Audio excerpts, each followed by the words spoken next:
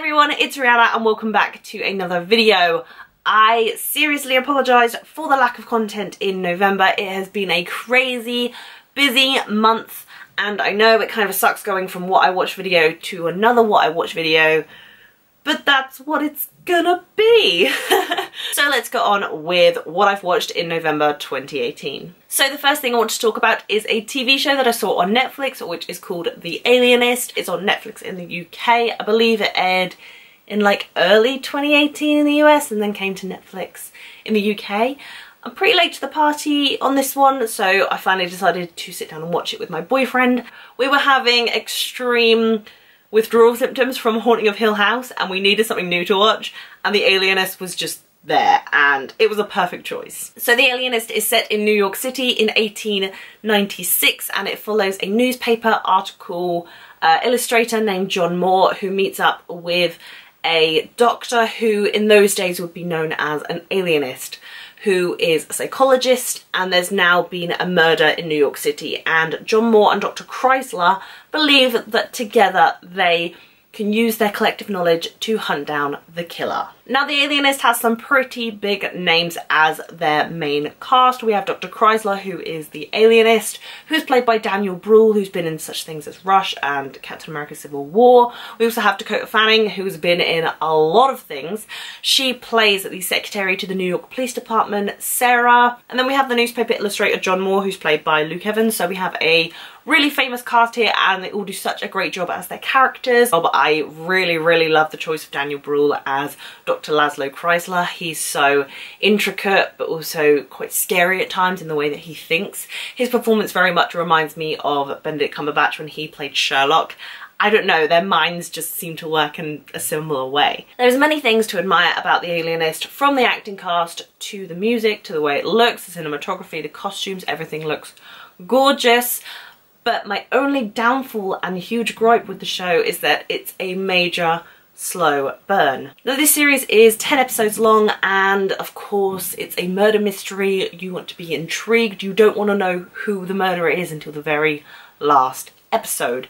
But for me, it didn't quite keep me gripped 100% of the time. I understand what the writers were going for in terms of character in relation to the plot. It's very much focusing on how the characters are affected by this murder, especially Laszlo Chrysler. He's sort of having a mental breakdown, trying to figure out what this killer is thinking, which was really interesting, but it took up a lot of the plot time. I'm always a sucker for a murder mystery, so for me, I'm constantly trying to figure out little details and clues, and there was just points in the plot that definitely threw me off and just didn't make sense in parts, if that makes any sense.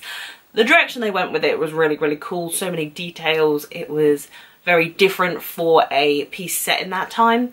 But yeah, it was a slow burn. If you do like murder mysteries set back in the day, and I would recommend it. Just a bit of a slow burn for a 10 episode show. 10 episode shows shouldn't really be slow burns. They should really keep you hooked the whole time. The next thing I want to talk about is a movie. Now I really slacked in going to the cinema in November. It was quite terrible. I think I only went twice, which is really bad. But I did manage to go and see Overlord, which is a World War II sci-fi horror drama film, and it was just wild. May I add, absolutely wild. Overlord follows a group of Americans who are being dropped in the middle of Nazi-occupied France, whose mission is to take down a communications tower.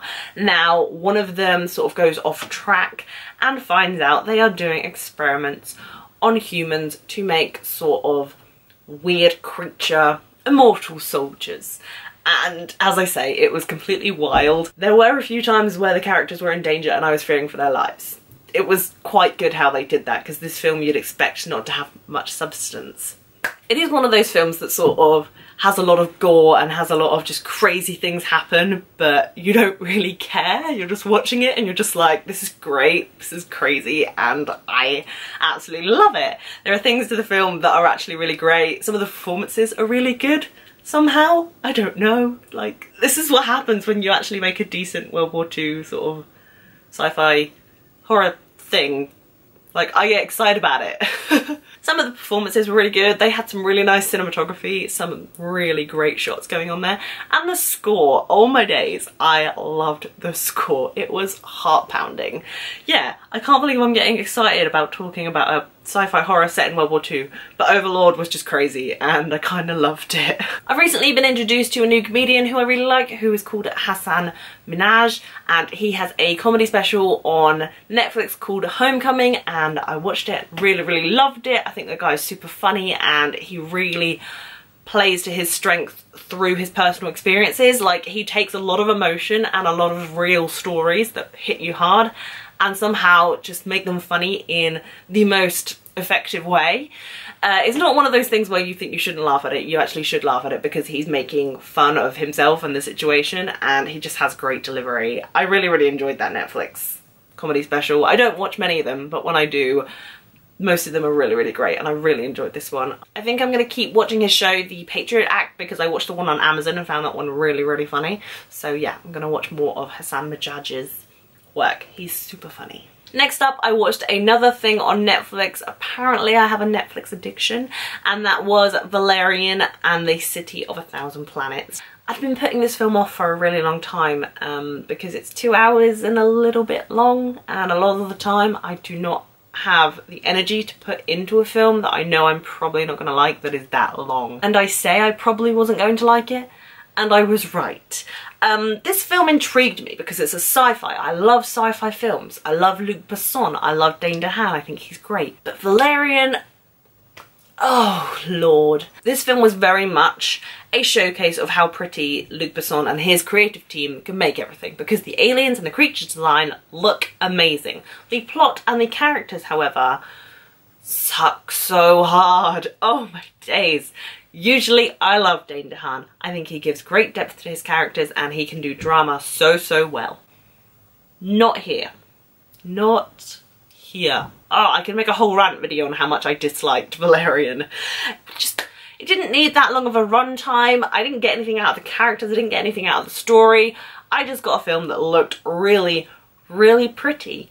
But I couldn't invest myself, and I didn't feel like the plot went anywhere whatsoever. It felt like it was a film in a trilogy, and it was the middle film that was connecting the good first one and the good last one, and the middle one just kind of sucks. I did not like Valerian in the slightest. I'm sorry. I'm not sorry, but I am sorry. And drawing this video to a close, because I know I said November was a busy month and I didn't get to watch much, and I meant it. The second of a pitiful 2 films seen at the cinema in November 2018 was Fantastic Beasts: The Crimes of Grindelwald, which is obviously the sequel to 2016's Fantastic Beasts and Where to Find Them. Now, the first film in this series I quite enjoyed. It was light-hearted, it took me back to the magical world, it had some great characters and some great creature design. However, towards the end of Fantastic Beasts and Where to Find Them, they decide to make everything super dark and bring Grindelwald into the mix and bring Credence into the dark mix, and that is what Fantastic Beasts: The Crimes of Grindelwald is all about. This film also felt quite fillery. Obviously there was progression in plot and in character, but it also felt like a lot went on, but also not a lot went on. So in this film we have all of the characters from Fantastic Beasts back, but we have some new additions, like Jude Law as young Dumbledore, and we saw him in the first Fantastic Beasts film, but we see more of Johnny Depp as Grindelwald. And this film very much ties in a lot with the original Harry Potter stories. We have young Dumbledore ask Newt Scamander if he can track down Credence before Grindelwald can get to him. Grindelwald wants Credence because of his bloodline and what he thinks Credence is and what he thinks his power can do. And intertwined with all that, we also have Newt's brother, who is called Theseus, who's about to marry Leta Lestrange, who has a dark past, and we also have some stuff going on with Tina and Queenie and Jacob. It's a bit of a mess, really. They stray away from the main plot of this film so many times, and there are so many flashbacks that I don't think needed to be there. This film tries really hard to gain the magic of Harry Potter, and to me, it did not succeed. It's messy, it's convoluted, it's confusing, and a lot of the scenes just aren't needed. There are only 3 things I liked about this film: the creature design, Leta Lestrange, because Zoe Kravitz was amazing, and Credence, who's played by Ezra Miller, who's also amazing. Those are the only redeeming qualities to me about The Crimes of Grindelwald. I never wish to see this film again. Will I probably go see the third one? Probably. But it just doesn't live up to the original Harry Potter movies and the Harry Potter story. J.K. Rowling is milking this really, really hard. She's messing with her own canon, to be honest. It's hard for me to talk about things I don't like, as you can tell. So anyway, even though it was a short list, I thought I would still share with you what I watched in the month of November. Hopefully December brings me more luck, more time to watch things I really want to watch. Nevertheless, let me know down below in the comments all the things that you watched in November. If you like this video, please be sure to give it a thumbs up, and if you haven't already, please subscribe to my channel. All my social media links are down below in the description if you want to come follow me. And as always, thank you guys so much for watching. I'll see you very soon. Bye!